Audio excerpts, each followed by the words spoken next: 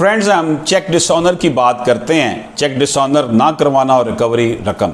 अगर आप चेक को डिसऑनर नहीं करवाते और जो मुकर्रा पीरियड है 6 माह का वो गुजर जाता है, जो कि नेगोशिएबल इंस्ट्रूमेंट है, तो फिर हम जो है उसके लिए समरी सूट ऑर्डर 37 का दावा दायर नहीं कर सकते। ऑर्डर 37 का दावा हम तभी दायर कर सकते हैं जब हमने मुकर्रा वक्त में 6 माह के अंदर चेक को डिसऑनर करवा लिया हो।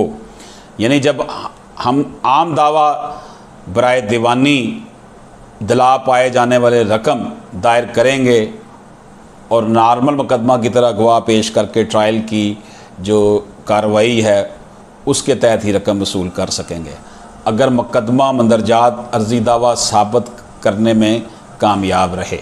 तो अगर तो हमने इसका समरी सूट दायर करना है तेज़ रफ्तार ऑर्डर 37 के तहत, तो फिर हमें चाहिए कि 6 माह के अंदर उसको स्लिप लगवा लें बैंक की। इजाज़त दीजिए, अल्लाह हाफ़िज़।